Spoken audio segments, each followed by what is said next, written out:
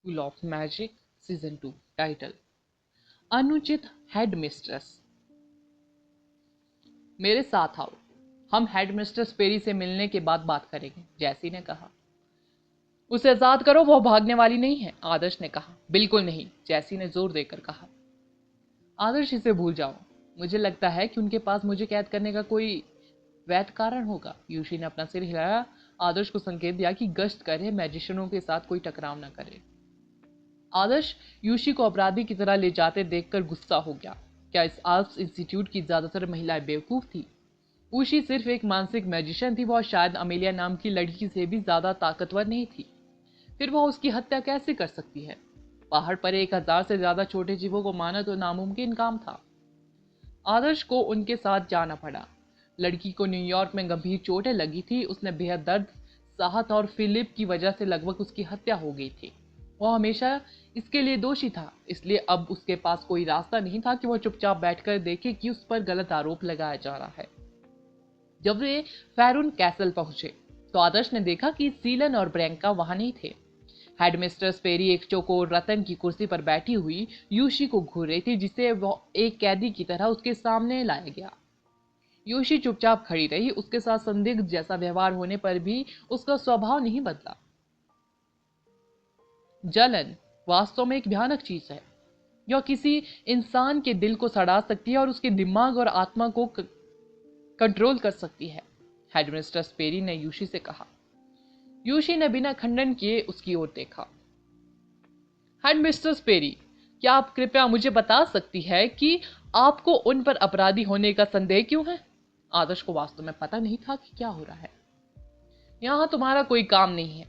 हमारे स्कूल में एक्सचेंज पर आए एक स्टूडेंट के रूप में तुम्हारा काम अपनी पढ़ाई पर ध्यान केंद्रित करना है। आर्ट्स इंस्टीट्यूट इस बात की चिंता करेगा कि अपराधी से कैसे निपटा जाए, हेडमिस्ट्रेस पेरी ने दबंगाई से कहा। वह मेरी दोस्त है, यह मेरा काम नहीं है, आदर्श क्रोधित हो गया। क्या यह हेडमिस्ट्रेस पेरी भी दिमागहीन थी? उसने बिना किसी सबूत के यूशी पर आरोप लगाया। क्या वह इस चीज या इस घटना को निपटाने के लिए किसी निर्दोष व्यक्ति को बलि का बकरा बनाने की सोच रही थी? अब आप जा सकते हैं, हेडमिस्ट्रेस पेरी ने ठंडे स्वर में कहा। नहीं, आदर्श ने कहा। नहीं, यूशी के सामने खड़ा हो गया। तुमने भले ही वर्ल्ड कॉलेज टूर्नामेंट में अपना दबदबा बनाया हो, लेकिन यह मत भूलो कि तुम मेरे लिए कुछ भी नहीं हो। हेडमिस्ट्रेस पेरी अचानक खड़ी होगी, उनका ऑरा मंडल बेहद बढ़ गया। आदर्श को लगा कि हेडमिस्ट्रेस पेरी का आकार अचानक बेहद बड़ा हो गया है और वह किसी विशाल पहाड़ की तरह उस पर टूट पड़ी है। वह खुद को कांपता हुआ महसूस कर रहा था। वह भारी दबाव के कारण सीधे खड़े होने के लिए संघर्ष कर रहा था। आदर्श ने नहीं सोचा था कि हेडमिस्ट्रेस पेरी अपना ऑरा से उस पर दबाव डालेगी। दबाव फैरून झरने के बल से भी ज्यादा भयानक था। उसके पैर इतने कांप रहे थे कि वह जमीन पर घुटनों के बल गिरने वाला था। आदर्श ने अपने दांत भींच लिए और उसे खुद को खड़े रहने के लिए मजबूर किया। उसने अनुचित हेडमिस्ट्रेस पेरी को घूर कर देखा। आदर्श को पहले से ही लग रहा था कि यह हेडमिस्ट्रेस पेरी एक अच्छी इंसान नहीं थी। जब उसने और ब्रैंका ने उसे पहाड़ पर पड़े शवों के बारे में बताया, वह महिला बिना विवेक वाली एक ठेठ तानाशाह थी। उसे अपने अधीन लोगों की कोई परवाह नहीं थी। उसका दिमाग पूरी तरह से कासास में लगा हुआ था। आदर्श, बस जाओ। आल्प्स इंस्टीट्यूट न्यायपूर्ण होने के लिए जाना जाता है, वे मुझे नुकसान नहीं पहुंचाएंगे, यूशी ने कहा। जब उसने देखा कि आदर्श भारी दबाव के कारण ठीक से सांस लेने के लिए संघर्ष कर रहा है तो वह थोड़ा घबरा गई। वह सिर्फ 1 साल पहले ही स्कूल में शामिल हुई है। हम उसकी पृष्ठभूमि और उसके पीछे क्या है यह नहीं जानते। इसके अलावा हमें उस पर अमेलिया के खून के निशान भी मिले। यह अकेले ही उसे दोषी साबित करने के लिए पर्याप्त सबूत है। तुम सिर्फ एक स्टूडेंट हो। तुम यह मत सोचो कि तुम आर्ट्स इंस्टीट्यूट की हेड मिस्ट्रेस के रूप में मेरे अधिकार को चुनौती दे सकते हो। ना ही तुम मेरे फैसले पर सवाल उठा सकते हो। अगर तुम आर्ट्स इंस्टीट्यूट के नियमों को अनदेखी करते हो और हमारा अनादर करना जारी रखोगे तो मैं तुम्हें यूनिवर्सिटी ऑफ मैजिक के बड़ों की ओर से कुछ शिष्टाचार सिखाने के लिए कहूंगी, हेडमिस्ट्रेस पेरी ने कहा। उसकी आवाज आदर्श के दिमाग में एक जोरदार हथौड़े की तरह वार कर रही थी, जिससे उसे चक्कर आ रहा था। हेडमिस्ट्रेस पेरी, वह बस स्पष्टीकरण मांग रहा है, इतना आगे जाने की कोई जरूरत नहीं है, एक टीचर बोला। आदर्श अपनी बात पर अड़ा रहा। हेडमिस्टर पेरी द्वारा उस पर डाले गए दबाव के बावजूद पीछे नहीं हटा, हालांकि वह पहले से ही ठीक से बोलने के लिए संघर्ष कर रहा था। सबूत पक्के हैं और मकसद साफ। मैं हमेशा निष्पक्ष और न्यायप्रिय रही हूं। मैंने कभी किसी पर झूठा आरोप नहीं लगाया। यूशी अपनी आस्तीनें अमेलिया के खून से सनी हुई है। आपकी बात जुई। वो आप अपनी मौत से पहले आपसे अपनी जान बख्शने की भीख मांग रही होंगी, लेकिन आपने ऐसा नहीं किया। आपने उसका हाथ झटक दिया और उसे इतनी बेरहमी से मार डाला, लेकिन आपकी बाजू पर जो खून लगा था उससे हमें पता चल गया कि आप वास्तव में कौन हैं, हेडमिस्टर स्पेरी ने गुस्से में कहा। यूशी ने धीरे से अपना हाथ ऊपर उठाया। उसने अपनी बाजू पर खून के गहरे निशान को देखा। उसे पता ही नहीं चला कि कब उसकी बाजू से खून बहने लगा था और कब उसकी बाजू से मैं खून सना हुआ था। तुमने सोचा था कि तुम्हारी योजना एकदम सही थी, लेकिन तुमने यह नहीं सोचा था कि हमारे स्कूल में खून का पता लगाने वाली जादुई कलाकृति है। यह किसी भी ऐसी चीज का पता लगा सकती है जिस पर ताजा खून लगा हो, भले ही तुम ने इसे पहले ही धो लिया हो। आल्प्स इंस्टीट्यूट में ऐसा अक्षम्य अपराध करने के बाद कोई भी बच नहीं सकता। तुम्हें उसी अनुसार सजा मिलेगी। हेडमिस्टर स्पेरी ने उशी की ओर इशारा करते हुए घोषणा की। उशी ने हेडमिस्टर स्पेरी की ओर देखा, उस महिला की नजर से बचते हुए कहा। उसने खुद को स्पष्ट नहीं किया, एक भी शब्द नहीं। वह हेडमिस्टर स्पेरी के रवैये को जानती थी। चाहे वह कुछ भी कहे, वह महिला फिर भी उस पर आरोप लगाएगी। चालाक महिला उसके द्वारा कही गई बातों का इस्तेमाल उसके खिलाफ भी कर सकती है। जब पूछताछ पहले से ही पक्षतापूर्ण थी तो खुद को समझाना निरर्थक था। तो यह आल्प्स इंस्टीट्यूट है, अनुचित तरीके से काम करते हुए एक निर्दोष व्यक्ति को एक घटना को निपटाने के लिए बलि का बकरा बनाने के लिए मजबूर किया जाता है, जबकि हेडमिस्टर से एक एक्सचेंज स्टूडेंट को अपनी इच्छा के अधीन करने के लिए अपनी शक्ति का दुरुपयोग करती है। आदर्श की आंखें गुस्से से चमक उठी। दबाव के कारण उसे सांस लेने और बोलने में कठिनाई हो रही थी, फिर भी इसका अर्थ यह नहीं था कि वह हार मान लेगा। चुप रहो। हेडमिस्टर स्पेरी क्रोधित होगी। उन्हें नहीं लगा कि बच्चा अपना ऑरा पूरा प्रकट करने के बाद भी उसके सामने बोल पाएगा। तुम्हें अपना मुंह बंद रखना चाहिए, तुम बूढ़ी औरत जिसकी मुंह गंदगी से भरी है। आदर्श ने उसे कोसा। आदर्श! यूशी ने आदर्श के शरीर पर दबाव के कारण नीली नसें उभरती देखी। वह उसकी हड्डियों के टूटने की आवाज भी सुन सकती थी। मैं न्यूयॉर्क में आपकी रक्षा करने में सक्षम नहीं था और इसके कारण आप गंभीर रूप से घायल होगी। इस बार मैं उन्हें आपको कोई नुकसान नहीं पहुंचाने दूंगा।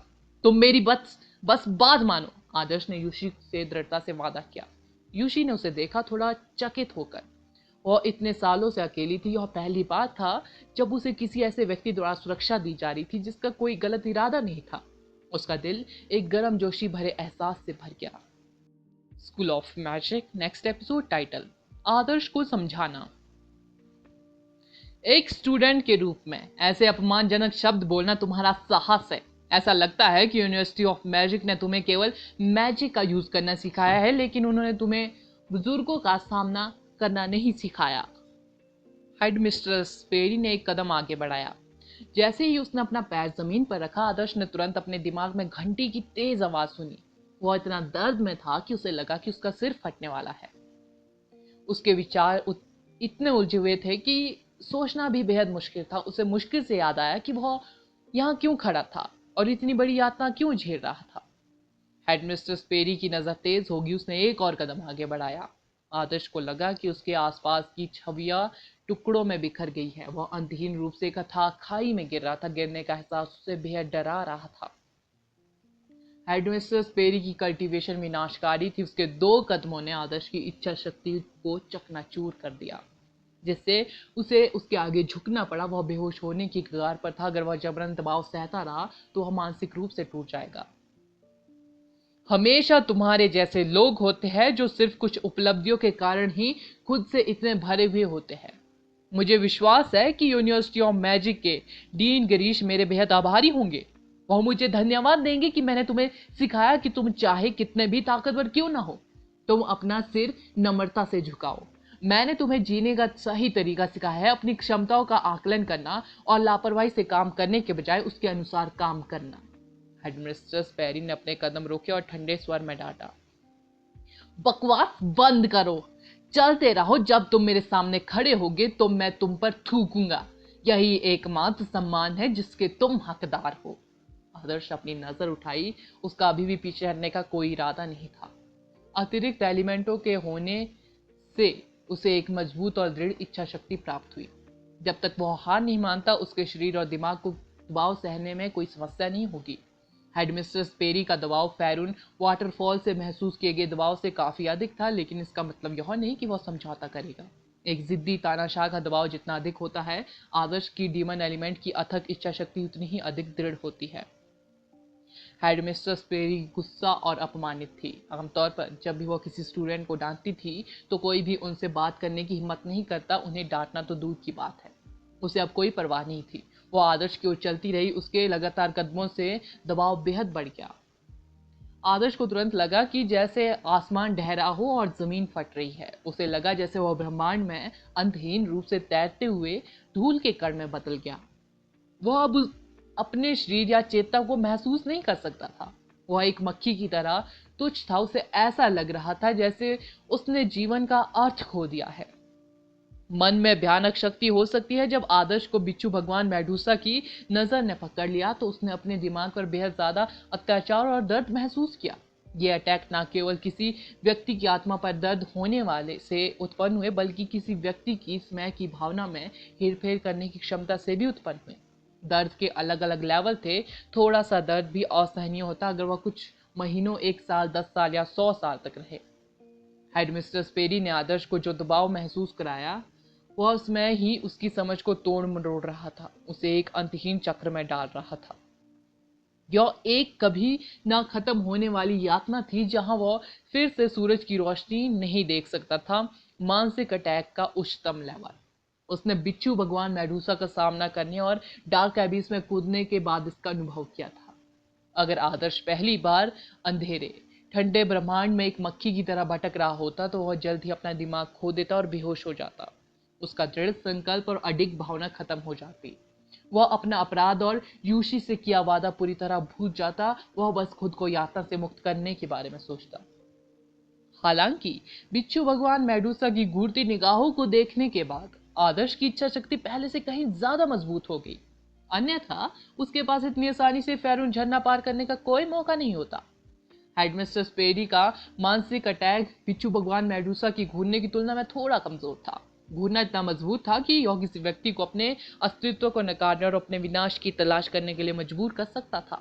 इस बीच हेडमिस्ट्रेस पेरी का मानसिक अटैक केवल उसके लक्ष्य को अंतहीन पीड़ा दे सकता था। यह आदर्श की इच्छा को पराजित करने के लिए कहीं से भी पर्याप्त नहीं था। आदर्श की आंखें खुल गई, उनमें से लाइटनिंग चमकने लगी। वह अपनी निगाहों का इस्तेमाल हेडमिस्ट्रेस पेरी को यह बताने के लिए कर रहा था कि उसकी खुद की श्रेष्ठता की धारणा भी एक अर्थहीन कल्पना थी। यह उसे समझौता करने और उसके सामने झुकने के लिए मजबूर करने के लिए काफी नहीं था। हेडमिस्ट्रेस पेरी, एक टीचर ने अचानक कहा। वह अब और नहीं देख सकती थी। हेडमिस्ट्रेस पेरी अपना पूरा ऑरा बिखेर रही थी। यह इतना तेज था कि गश्त कर रहे कुछ मैजिशियनों का दम घुटने लगा था। उनमें से एक, जिसकी कल्टीवेशन थोड़ी कमजोर थी, बेहोश होकर जमीन पर गिर गया। इतना कमजोर आदमी और तुम खुद को आर्ट्स इंस्टीट्यूट का स्टूडेंट कहते हो? हेडमिस्ट्रेस पेरी गुस्से से चिल्लाई जब उन्होंने देखा कि उनका स्टूडेंट पहले जमीन पर गिर गया है। वह मानसिक अटैक के जरिए उस भारी व्यक्ति को निशाना बना रही थी जिसने उसके अधिकार को चुनौती देने की हिम्मत की। वह उस पर अटैक करने पर ध्यान केंद्रित करी थी, फिर भी उसके बजाय कोई और ही बेहोश हो गया। क्या उसने पर्याप्त ट्रेनिंग भी ली थी? वह नहीं रुकी। अगर वह अब रुकती तो इसका मतलब होता कि वह बदतमीजी करने वाले स्टूडेंट को दंडित करने में नाकामयाब रही। वह उचित पाठ पढ़ाने में कैसे विफल हो सकती है? वह सबसे खराब स्टूडेंट को विनम्र, अच्छे व्यवहार वाले स्टूडेंटों में बदल सकती है। हेडमिस्ट्रेस पेरी की आंखें चिलमिलाती धूप की तरह तेज थी। उसने मानसिक अटैक का इस्तेमाल करना शुरू कर दिया। आदर्श अब शून्य में नहीं तैर रहा था। मानसिक अटैक और भारी दबाव ने उसे एक भ्रमपूर्ण दुनिया में धकेल दिया था जिसे हेडमिस्ट्रेस पेरी ने स्थापित किया। भ्रम में आदर्श के विचार एक बच्चे की तरह भोले थे। जब भी वह कुछ अनुचित बोलता, एक बड़ा शासक आसमान से गिरता और उस पर अटैक करता। बंद करो इसे, एक परिचित आवाज प्रकट हुई, क्योंकि आदर्श भ्रम में खुद को खोने जा रहा था। आदर्श भ्रम से जाग गया। उसने अविश्वास से हेडमिस्ट्रेस पेरी को देखा। उसका चेहरा जल्द ही अवमानना और तिरस्कार से भर गया। आपने अपने मैजिक का भी यूज किया और मुझे अंतहीन चक्र में डाल दिया। हेडमिस्टर स्पेरी, अब मुझे एहसास हुआ कि आपने हर स्टूडेंट को इतना अच्छा व्यवहार करने के लिए कैसे मजबूर किया है। आदर्श ने हेडमिस्टर स्पेरी को घूरते मुस्कुराते हुए कहा। आदर्श, क्या तुम ठीक हो? प्रोफेसर नागेंद्र और प्रोफेसर विश्वास ने आदर्श के पास जाते हुए पूछा। हेडमिस्टर स्पेरी ने तुरंत अपना ऑरा वापस नहीं लिया। प्रोफेसर विश्वास और प्रोफेसर नागेंद्र को इसका प्रतिकार करने के लिए अपने डोमेन के ऑरा को मुक्त करना पड़ा। चलो शांत हो जाओ। मेरा हमेशा से मानना है कि एक स्टूडेंट के लिए उत्कृष्ट प्रदर्शन के बजाय सही दृष्टिकोण रखना इंपॉर्टेंट है। आपके स्टूडेंट की कल्टीवेशन के मामले में मैं बेहद प्रभावित हुई और वह बेहद प्रभावशाली हो सकता है, लेकिन उसके दृष्टिकोण में सुधार की सख्त जरूरत है। अगर आप उसे सख्ती से अनुशासित नहीं करेंगे तो वह आसानी से भटक जाएगा।